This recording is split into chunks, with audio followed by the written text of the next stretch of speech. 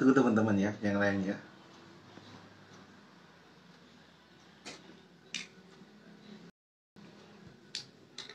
Maaf teman-teman, siang-siang masalahnya.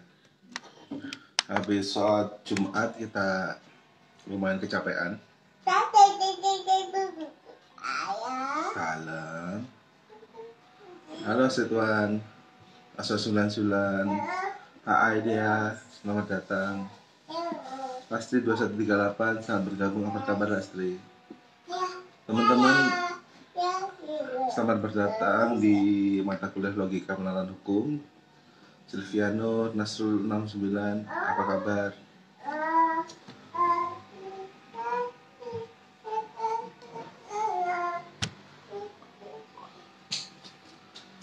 Teman-teman mohon maaf, saya harusnya jam 1 tapi kecapean teman-teman. Mas Fikri Rahman, selamat datang. Mas Fikri mohon maaf, ketiduran Mas Fikri.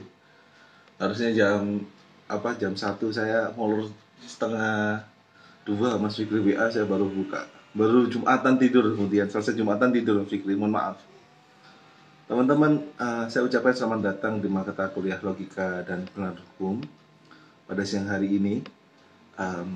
Pada hari ini saya sangat berterima kasih teman-teman bisa hadir di kuliah online kita menggunakan IG Live. Dan jangan lupa teman-teman untuk mengisi presensi kehadiran dan juga menjawab diskusi yang sudah ada di LMS teman-teman. Hari ini kita bicara mengenai metode penafsiran hukum. Kalau kemarin kita bicara positivisme hukum, hari ini kita bicara mengenai tentang metode kita untuk penafsiran hukum teman-teman. Sambil nunggu teman-teman yang lain ya, mungkin kita akan mulai beberapa waktu lagi.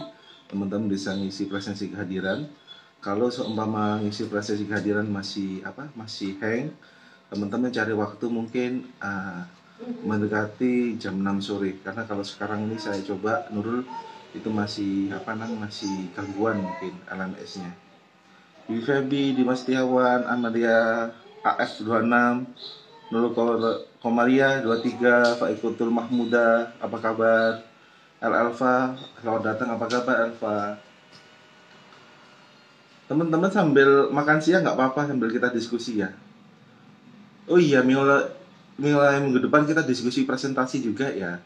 Jadi diskusi di grup, kemudian nanti presentasinya nanti via IG Live. Rencana saya itu IG Live bersama saya 2 orang aja. Maksudnya itu saya dengan presentator ada, dan kemudian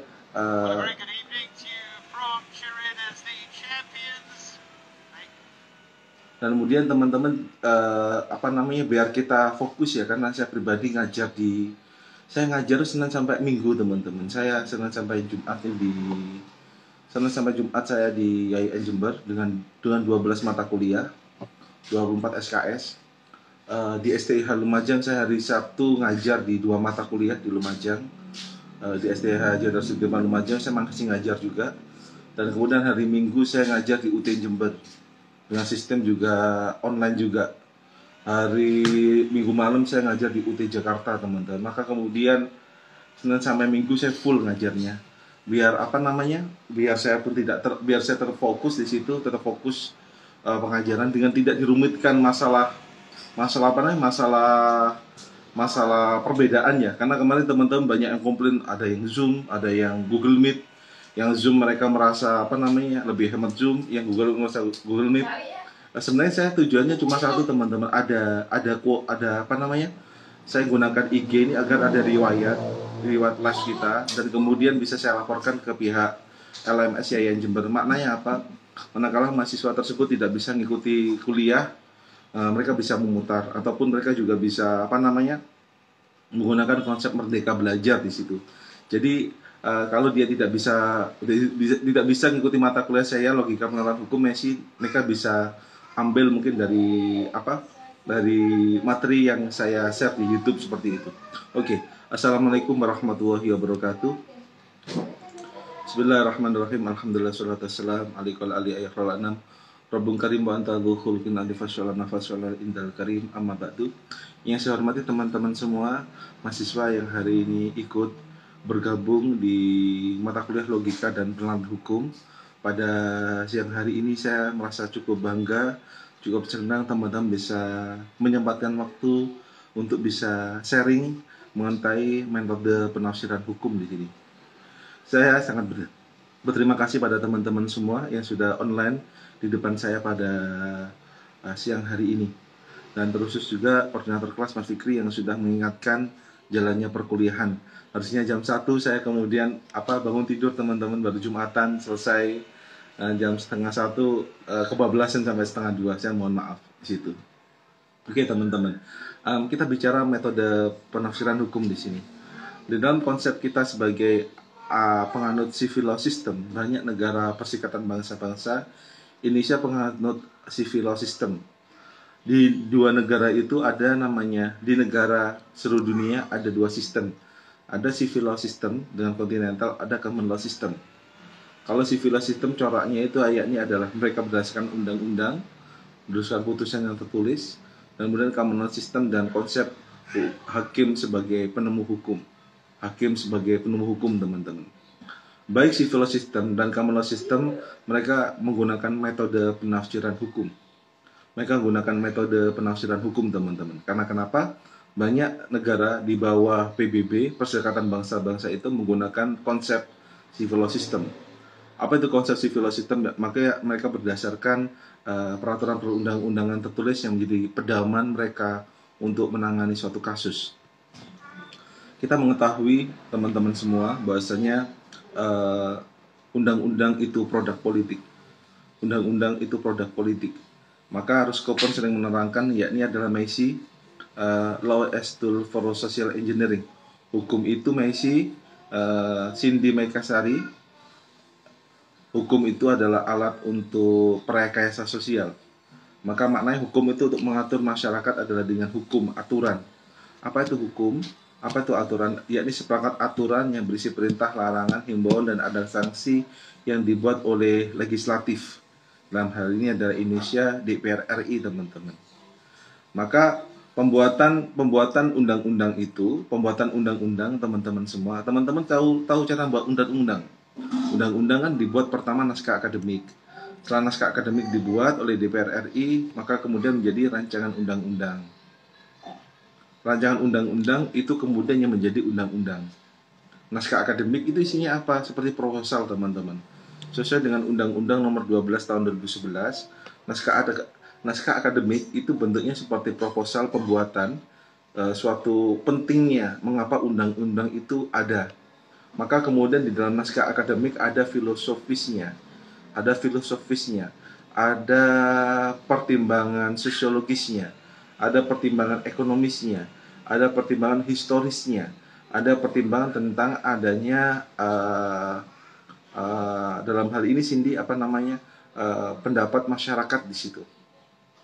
Maka kemudian setelah menjadi naskah akademik, dia berproses menjadi rancangan undang-undang.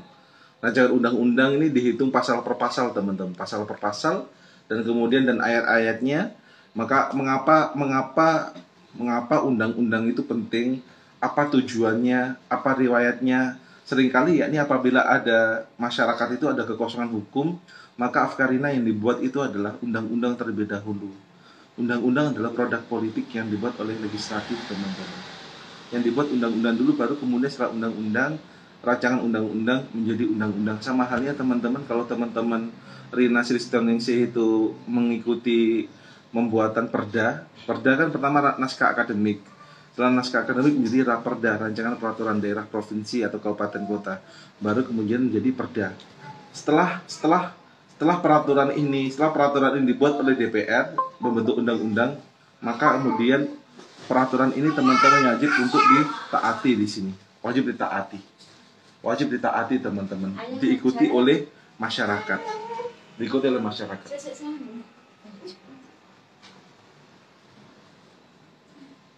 Pakai baju dulu ya. Mohon maaf anak saya teman-teman. Pakai baju dulu Ki. Mohon maaf anak sayang sama bapaknya. Sorry ya. Manusiawi teman-teman. Kalau di kantor aman, ini di rumah. Oh ya, mohon maaf. Kembali pada materi kita tentang metode interpretasi hukum. Setelah itu teman-teman, itu kan menjadi undang-undang tadi menjadi rancangan undang-undang menjadi undang-undang, maka kemudian itu yang ditaati oleh masyarakat. Di situ kita tahu ada filosofisnya, ada konsideransinya, pertimbangannya, dan itu kemudian ditaati. Dan pertanyaan adalah, kita tahu undang-undang itu bahasa lisan, tapi kalau kita orang hukuman, bahasa lisan yang kita gunakan, bahasa bicara. Kayak teman-teman hari bicara perdata, bicara pidana, bicara tata usaha negara, teman-teman bicara diskresi itu kebijakan, teman-teman bicara politik hukum, teman-teman bicara mengenai inkrah van gewiste. Bagi orang hukum biasa, tapi orang di luar hukum tuh bingung loh. Apa sih pidana? Apa sih perdata? Apa diskresi? Apa yang dimaksud dengan kemudian itu inkrah van gewiste itu apa sih gitu? Itu bahasa lesan yang ada di dalam kita bermasyarakat, teman-teman. Tapi orang di luar hukum tidak tahu apa itu ya. Itu bedanya. Nah, bahasa hukum itu adalah bahasa lesan. Tapi kemudian dasar dari bahasa lesan itu ada di bahasa tulis di situ. Maka kemudian kan kita undang-undang dibuat oleh DPR. Karena kemarin kita bicara eksekutif, legislatif, yudikatif, teman-teman. Maka adalah bagaimana menegakkan undang-undang tadi agar bisa menjadi penegak hukum, law enforcement. Kan masalahnya adalah bagaimana kita bisa mengetahui apa maksud dari pembuat undang-undang. Maka kita lihatnya adalah pasal per pasal, by teksnya tersebut, teman-teman. Maka di dalam kita menafsiri undang-undang itu, pasal-pasal tadi ada dua cara. Pertama adalah menggunakan teori konservatif, atau sering bahasa Inggrisnya dengan backward looking, BAKCWARD looking, teori konservatif. Maka yang menjadi menggunakan backward looking yakni melihat putusan kasus yang dahulu ada. Maka kemudian kita di dunia itu sehingga ada repeatable, ada namanya pengulangan masalah kasus tersebut, teman-teman. Maka mereka menggunakan teori metode backward looking di sini. Mereka lihat dari putusan yang terdahulu. Kemudian yang kedua yakni dengan cara teori yang kedua yang Mas Fikri apa itu? Yang teori kedua yakni gunakan forward looking. Forward looking itu adalah menggunakan teori kreativitas. Oke, saya jelaskan satu terlebih dahulu. Backward looking digunakan baik hakim dan juga orang ahli hukum. Sorry teman-teman semua di depan saya semua ini teman-teman termasuk orang ahli hukum semua. Maka lihatnya kasus kan dari pasal. Bagaimana kita gini, ngobati seseorang itu kan kita harus formulanya. Maka kemudian bahasa hukum itu bahasa tentang seperti ilmu kedokteran, yang mana hukum itu ilmu sui generis, ilmu yang unik, teman-teman. Ilmu hukum itu ilmu yang unik, ilmu yang sui generis di sini. Maka kemudian hukum itu dilihat dari pasal per pasal, teman-teman. Bagaimana pasal itu bisa diterapkan pada kasus, pada sengketa yang dihadapi oleh seseorang. Maka kemudian mereka lihatnya apa? Backward looking, teori konservatif. Hakim itu menggunakan cara seperti ini, melihat putusan terdahulu agar kenapa, teman-teman, bisa memberikan kepastian hukum. Maknanya, kan kita di dalam proses sidang itu kan tidak bisa 1 hari 2 hari selesai. Banyak ada waktu tersebut. Ngajukan gugatan 2 minggu. Kemudian sidang pertama, Mas Suhardi, sidang pertama itu 1 minggu. Jarak sidang kedua, Mas Suhardi, ada berapa lagi? 1 minggu lagi kalau bisa. Sidang kedua, ketiga, 1 minggu, 2 minggu, 3 minggu. Itu waktu, teman-teman. Waktu untuk berpikir. Maka konsepnya kan, hakim pasti akan berhati-hati untuk memutuskan sesuatu. Untuk menggunakan pasal. Untuk menjalankan aturan perundang-undangan. Baik hakim, pengacara kan akan lihat seperti itu. Sebagai orang hukum kan lihatnya waktu, teman-teman. Tidak bisa orang sidang langsung putus, nggak bisa. Ada jarak di situ, teman-teman. Nah, jarak itu kemudian hakim-hakim terdahulu mereka pasti juga sudah menjelaskan. Maka karena kita ada namanya pengulangan kasus itu tidak pernah berdiri sendiri, teman-teman. Pasti ada kasus sebelumnya yang mirip dengan itu. Maka hakim untuk memutuskan sesuatu agar memberikan kepastian hukum, Mereka gunakannya itu Lili gunakan apa Lili? Jadi putusan hakim terdahulu itu Lili mereka gunakan sebagai pedoman untuk memutus putusan hari ini, yang sengketa hari ini ada Lili. Apa putusan hakim ini diperbolehkan? Secara logika itu berbolehkan agar tidak membuat rumit, tidak mempersulit hakim ataupun orang pengacara untuk bisa memutuskan suatu hal. Maka pengacara itu kalau orang-orang hukum Mas Lili, orang-orang hukum seringkali dia bisa menganalisis kasusnya. Dia bisa menganalisis kasus karena kasus itu apa teman-teman? Ya betul Dimas Setiawan, jurisprudensi putusan hakim terdahulu itu menjadi pedoman seseorang untuk menggunakan menafsirkan pasal. Pedoman sumber hukum selain pasal jurisprudensi putusan hakim terdahulu di sini. Hal tersebut kemudian tidak akan mempersulit hakim untuk bisa menemukan hukum. Pengacara pun sama, jaksa pun sama, pasti dia akan melihat jurisprudensi terlebih dahulu. Teman-teman kalau cari jurisprudensi di mana? Ada bukunya jurisprudensi. Tapi kalau teman-teman mau cari kasus Inkrah van Guiste, kasus yang sudah memiliki kekuatan hukum tetap Lili, itu lihat di Direktori Mahkamah Agung. Di situ ada namanya putusan-putusan terdahulu itu sudah terkumpul dengan bagus, teman-teman cek di situ. Maka Laili Maufiro, Mas Dimas Setiawan, kalau mungkin Mas Dimas berkeinginan jadi hakim-hakim yang teman-teman hakim itu akan melihat apa namanya sebagai pedoman jurisprudensi. Namanya itu ada teori konservatif. Maka kasus tidak bisa berdiri sendiri, pasti ada kasus sebelumnya yang sama. Memutuskan seperti itu. Yang kedua yang dinamakan dengan teori forward looking atau teori kreativitas. Di dalam pasal 5 ayat 1 Undang-Undang 49 tahun 2009 tentang kekuasaan kehakiman di sini, pasal tersebut menjelaskan Dimas bahwasanya hakim di bawah Mahkamah Agung dan juga hakim Mahkamah Konstitusi. Bentar ya, saya baca ya, saya lupa.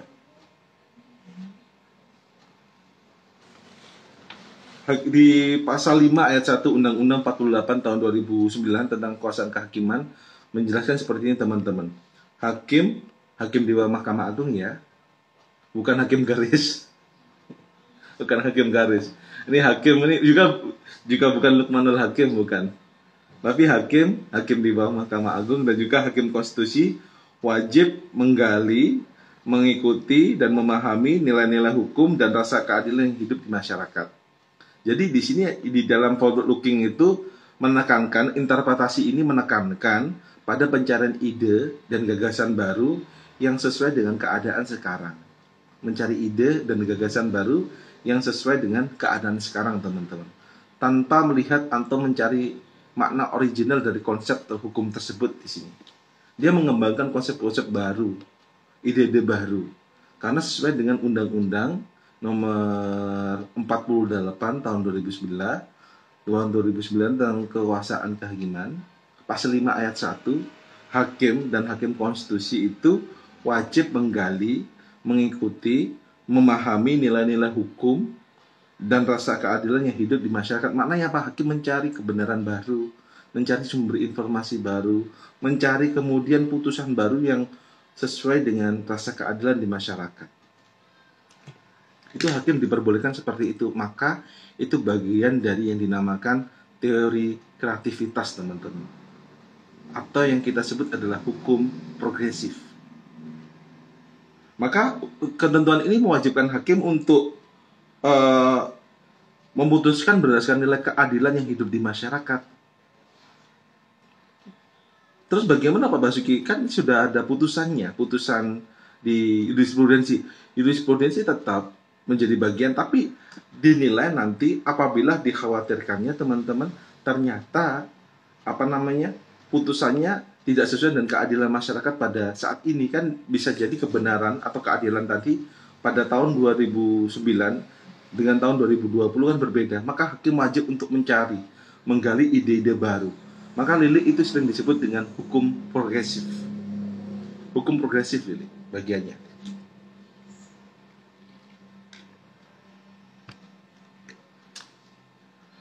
Nah, itu teman-teman. Tapi kebebasan hakim untuk mengikuti nilai hukum dan prinsip keadilan yang hidup merupakan salah satu bentuk interpretasi creativity teman-teman, yang memberikan peran hakim menggali nilai hukum dan keadilan yang hidup di masyarakat. Namun, Apakah boleh serta-merta seseorang tadi langsung menafsirkan atau menggali keadilan di masyarakat?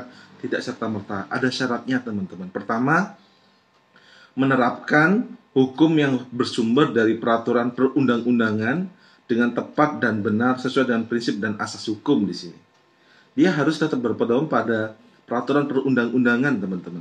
Yang kedua, yakni menafsirkan hukum secara tepat dan dengan melalui cara penafsiran hukum, legal reasoning, yang dibenarkan mengutamakan prinsip keadilan. Setelah dia menggunakan peraturan perundang-undang yang jelas, maka kemudian menafsirkannya itu yakni dengan menggunakan konsep keadilan. Ketiga, yakni kebebasan untuk mencari dan menemukan hukum, dasar dan asas hukum melalui doktrin ilmu hukum, hukum adat, keputusan pengadilan dengan mempertimbangkan nilai ekonomi, moral, agama, kepatutan, dan kelaziman di sini. Maka seseorang hakim tadi kan dia bisa gunakan teori pertama, teori yakni melihat jurisprudensi putusan hakim terdahulu, kasus terdahulu. Kemudian ini kasusnya yang sudah ingkrah ya, tak bisa tuh yang belum ingkrah. Yang ingkrah itu sudah berkekuatan hukum tetap. Itu sudah menjadi kekuatan hukum, teman-teman. Kemudian yang kedua adalah teori kreativitas. Teori kreativitas ini yang kita lihatnya itu hakim atau yakni kita sebagai seorang pengacara atau kita sebagai sarjana hukum menggali ide-ide baru, gagasan-gagasan baru yang lebih menekankan agar sesuai dengan makna original dan konsep hukum agar tercipta keadilan di sini. Maka digali, teman-teman. Tapi digali tadi itu hakim harus tetap berdasarkan pertama peraturan perundang-undangan, tidak bisa ngawur kan. Harus sesuai peraturan perundang-undangan juga. Apakah sesuai dengan konsep peraturan perundang-undangan? Sesuai dengan doktrin ilmu hukum adat. Kemudian prinsip putusan yang berdasarkan tentang ekonomi, sosial, moral, itu jadi pertimbangan, teman-teman. Yang ketiga yakni dengan menggunakan prinsip keadilan. Intinya adil, teman-teman. Intinya adil. Saya sadar jadi adil itu susah. Seringkali kan dianggap tuh hukum itu tumpul ke atas, tajam ke bawah. Itu memang nggak mudah, teman-teman. Hukum seringkali dianggap hukum itu tumpul ke atas, tajam ke bawah. Tapi sebenarnya konsep itu kan kalau kita lihat dalam proses hukum itu kan sudah mulai tidak ada karena adanya hari ini hierarki pengadilan. Orang kalah di pengadilan negeri, Jember bisa mengajukan banding ke pengadilan tinggi Surabaya, PTN Surabaya. Orang kalah di PTN Surabaya, setelah mengajukan banding kalah, dia bisa mengajukan kasasi. Kemana, teman-teman? Ke Mahkamah Agung. Mahkamah Agung tetap kalah, teman-teman bisa mengajukan peninjauan kembali. Itu proses hukum yang ingin meningkatkan rasa keadilan di masyarakat, teman-teman di sini. Yang ketiga, setelah kita lihat pertama itu adalah masalah lihat putusan hakim, metode interpretasinya teori konservatif, kedua teori kreativitas, yang ketiga teman-teman yang dinamakan dengan teori yang ketiga. Teori yang ketiga disebut dengan legal realist. Legal realist ini intinya yakni metode yang menafsirkan pada tujuan. Tujuannya apa? Pertama, memberikan asas kemanfaatan dan juga asas keadilan. Intinya ada di situ. Adanya undang-undang tapi kalau nggak manfaat ya percuma. Maka kemudian ada asasnya itu takdimul aham fal aham, thumal anfa fal anfa. Apabila ada hal-hal penting, dua hal yang penting, maka kita lihat mana yang lebih bermanfaat di situ. Di hukum pun sama. Di hukum pun yakni manakala kita metode pertama metode konservatif, teori kreativitas di situ. Yang ketiga ya ini adalah dengan legal realist. Legal realist itu menekankan pentingnya asas kemanfaatan dalam setiap peraturan perundang-undangan. Apakah lebih bermanfaat mana peraturan tadi dan lebih berkeadilan mana peraturan tadi, teman-teman. Itu merupakan bagian interpretasi original adanya yang ketiga di sini. Pada metode ini, teman-teman, kan teman-teman sebagai orang hukum bisa menggunakan 3 metode untuk menafsirkan peraturan perundang-undangan. Dan hal itu diperbolehkan di sini. Maka kemudian teori kreativitas itu menekankan seorang untuk menggunakan pikiran. Contoh di sini. Kita reasoning kita, mengapa sih ada undang-undang ITE gitu? Mengapa undang-undang informasi transaksi elektronik itu hukuman lebih banyak ya daripada cuma fitnah? Karena di dalam undang-undang ITE itu kan seorang dengan mudah bisa saling share, kemudian dia itu berita hoax itu mereka bisa serve dengan cepat, dan kemudian di undang-undang ITE setiap orang megang HP jadi orang semua tahu daripada orang menggunakan mulut. Di situ teman-teman yang kemudian teori-teori apa namanya undang-undang ITE itu diberlakukan hari ini. Orang nggak gampang fitnah, di apa namanya juga di konsep undang-undang ITE juga penting diketahui agar tidak memberikan kebencian, hoax itu kan dilarang teman-teman. Maka kasusnya Jering Supernet Istiad itu gara-gara itu, karena orang menganggap IDI itu Ikatan Dokter Indonesia kurang maksimal dalam menangani COVID-19. Itu kayak perspektif teman-teman, perspektif. Ada lagi yang kasusnya Anji Drive, dengan orang Anji itu, dia itu wawancara dengan orang mengaku sebagai profesornya COVID-19.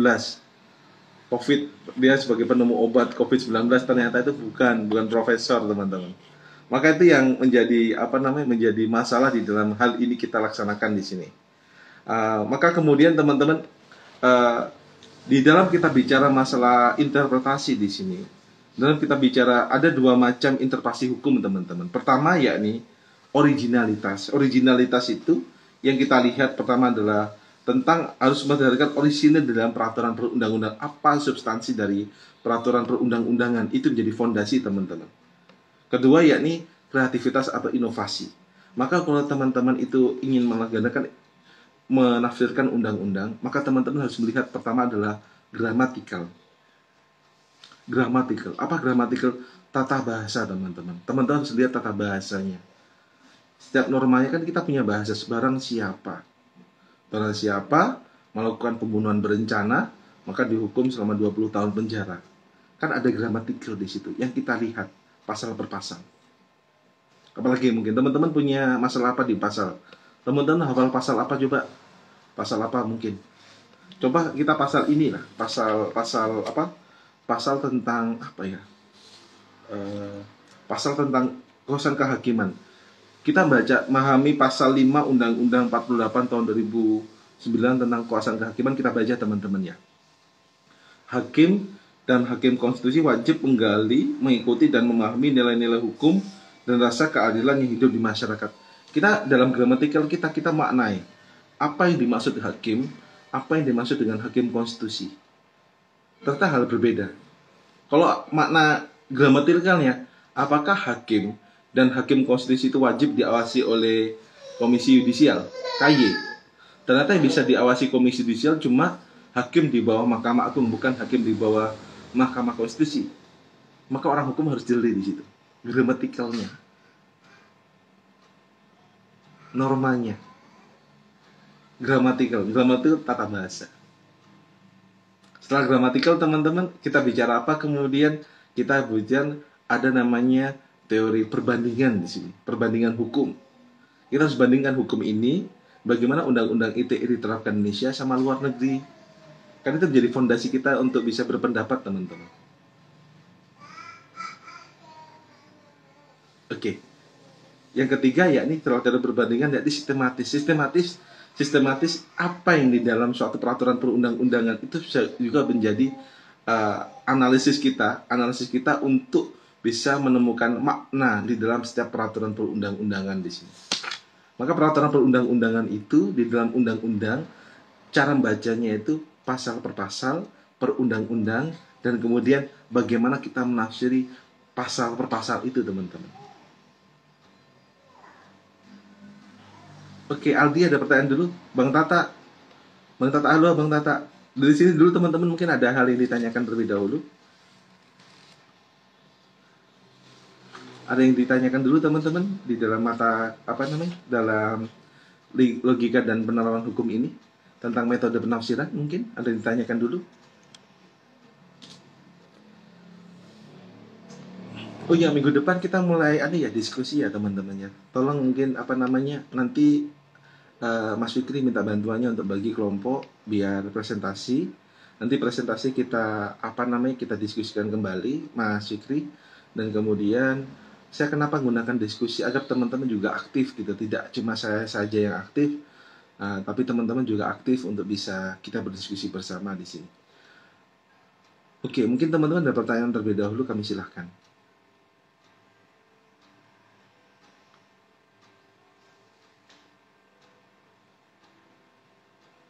Itu teman-teman dalam teori kreativitas ya.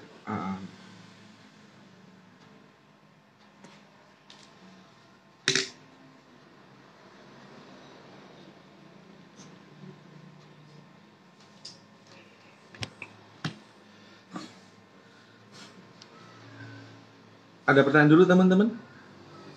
Kalau tidak ada, saya cukupi sekian kah? Saya cukupi dulu kah? Gimana Farina, Azlia, Elin? Kita cukupi dulu atau ada pertanyaan dulu teman-teman tentang metode penafsiran hukum? Karena metode penafsiran hukum ada 3. Pertama, teori konservatif dengan melihat putusan hakim terdahulu. Kedua, teori kreativitas dengan cara dia itu menemukan, menggali hukum yang hidup di masyarakat. Yang ketiga, yakni dia menggunakan legal reasoning, legal juris, yakni menentukan putusan itu dengan cara melihat asas kemanfaatan dan asas keadilan di sini. Itu cara kita menggunakan metode penafsiran hukum. Mungkin teman-teman bisa baca buku ajar yang sudah saya share di LMS, teman-teman bisa dulu bisa pelajari juga, ataupun teman-teman juga bisa beli buku atau pelajari logika penerapan hukum. Ini juga ada, silakan teman-teman pelajari, teman-teman baca, nanti kita bisa diskusikan bersama-sama. Teman-teman bisa ambil materi dari mana saja, bisa dari buku, bisa dari internet, dari mana aja teman-teman. Jadi itu bisa biar teman-teman semakin lengkap dalam memahami hukum. Saya jawab pertanyaan Abang Tata. Halo Bang Tata, apa kabar? Gimana nih, lancar di Sulawesi Bang Tata? Kapan skripsi Bang Tata? Abang Tata 78. Makasih ya Bang Tata. Bang Tata menulis pertanyaan seperti ini rekan-rekan semua. Konsep penafsiran hukum kadang tidak sesuai dengan pandangan seseorang sehingga banyak kontroversi di sini. Makasih Bang Tata. Jadi Bang Tata itu konsep penafsiran hukum memang seringkali berbeda sama pandangan seseorang. Maka kemudian itu di hakim pun Bang Tata ada namanya kemudian antar hakim itu pengadilan negeri. Antara hakim pengadilan negeri kan ada 3. Itu antar hakim sendiri itu bisa berbeda pendapat, Bang Tata. Perbedaan antar hakim itu dianggap hal yang normal sebenarnya. Sama halnya dengan hakim Mahkamah Konstitusi. Hakim Mahkamah Konstitusi itu ada 9 hakim di Mahkamah Konstitusi yang mana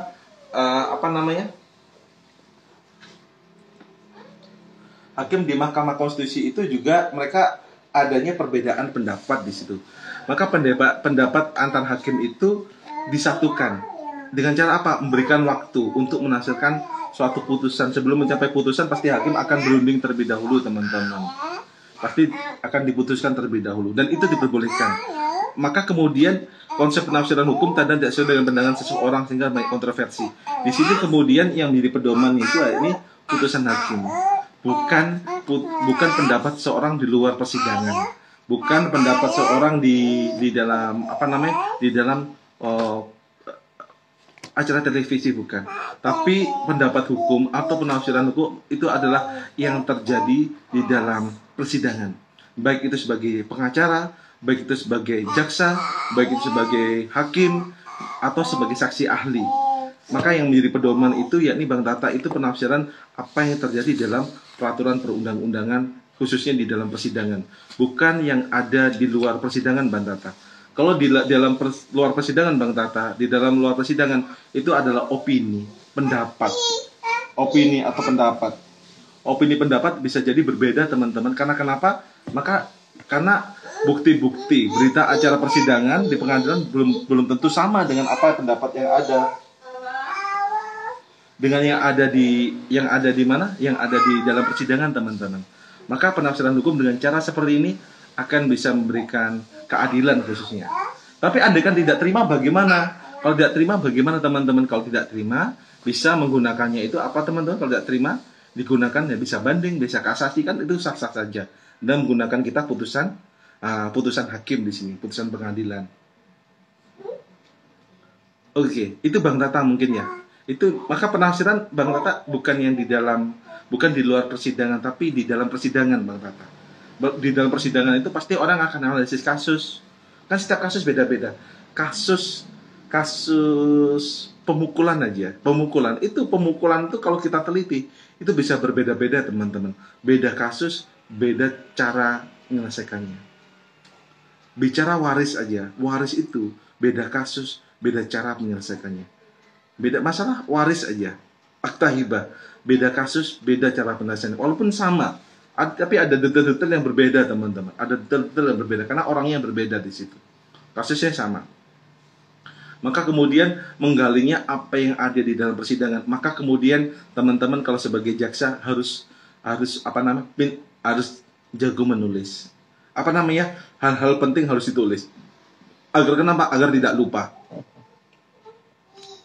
Aktif menulis. Kemudian selain aktif menulis, teman-teman sebagai orang hukum juga wajib mendengarkan dan kemudian menganalisis. Takutnya apa? Kalau Anda sebagai pengacara, klien Anda berbohong. Kalau di dalam pengadilan bisa jadi terpidana, tersangka itu berbohong, tidak menceritakan sesungguhnya walaupun sudah disumpah. Bisa jadi saksi itu bohong atau tidak berkata sejujurnya. Kan itu harus digali, teman-teman. Dengan cara apa? Kita bisa cara kemudian wawancara atau menganalisis. Karena kan jalannya persidangan, kita kalau teman-teman nanti sebagai orang hukum, teman bisa kalah, bisa menang. Tapi ini saya yakin dengan cara-cara teman-teman menggunakan legal reasoning ini, teman-teman bisa membuat argumentasi hukum, dan argumentasi hukum itu nilainya cukup mahal. Maksudnya nilai cukup mahal apa, teman-teman? Teman-teman dengan menggunakan teori ini, menggunakan legal reasoning ini, atau menggunakan interpretasi hukum Bang Tata untuk bisa berpendapat dalam kasus perusahaan atau kasus di pemerintahan, teman-teman bisa mendapatkan uang dari ilmu logika dan penerapan hukum ini. Konsepnya adalah argumentasi hukum.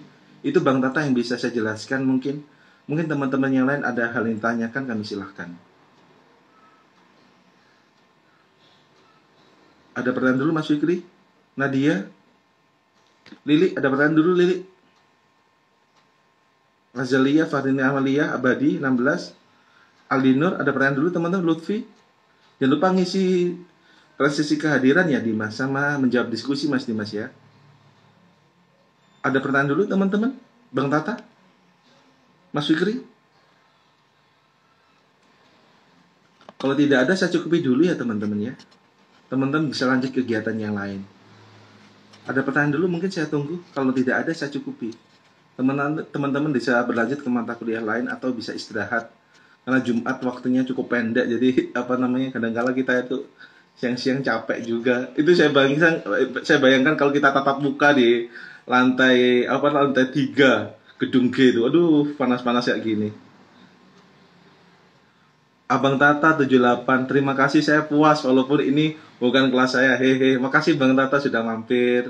Jangan lupa Bang Tata ya, kalau ada waktu pulang ke Jember. Oh, jangan dulu. Masih banyak Covid di Jember. Salam ke keluarga di rumah Bang Tata di Sulawesi. Salam hormat dari saya. Mohon maaf Pak, komenan anak-anak kalau tidak ada yang masuk ya Pak. Mas Fahmi Bahar, saya cek gak ada ya. Saya cek di kolom tanya jawab, pertanyaan juga gak ada Mas Fahmi Bahar. Pertanyaan Mas Fahmi Bahar saya cek kok gak ada ya. Komenan anak-anak di grup, mungkin di WA grup Mas Bahar mungkin ya. Mas Bahar mungkin tidak ada Mas Bahar ini. Saya dari Messi, Hilda, Rina 28. Mas apa namanya? Sorry, Mas Bahar gak ada pertanyaan teman-teman Mas Bahar. Mas Fahmi Bahar saya cek gak ada tuh pendapat teman-teman ya. Teman-teman itu masalah interpretasi hukum. Teman-teman saya sadari teman-teman bisa untuk lebih detail bisa melihat paparan saya di mata kuliah logika penerapan hukum, baik di kelas tadi pagi di HES 2, kemarin di HPI 1, HPI 2, kemudian hari ini di HES 4, HES 3 sudah saya, HES 3 sudah. Hari ini saya HES 4, nanti sore HES 1. Teman-teman bisa lihat di IGTV saya ataupun di YouTube saya materi tadi. Itu tujuan saya di IG biar terekod setiap acara, terekod bisa jadi bukti bahwa kita ada tatap muka teman-teman secara live. Jadi teman-teman kalau mungkin saya sadari penjelasan saya sama, namun kemudian karena kelasnya penjelasan sama, tapi kemudian ada materi-materi yang saya sadari itu berkembang. Teman-teman bisa mampir di IGTV saya ataupun di YouTube saya sambil teman-teman santai dengarkan. Mungkin kalau yang tidak punya kuota internet yang cukup memadai, bisa turun dan kemudian bisa download ataupun bisa didengarkan di kota, kemudian dibawa pulang materinya sambil teman-teman tulis di situ. Untuk materi-materi tulisan sudah saya share tentang bukunya, teman-teman tinggal cari juga di Google tempat lain, sambil kita diskusi bersama di sini teman-teman.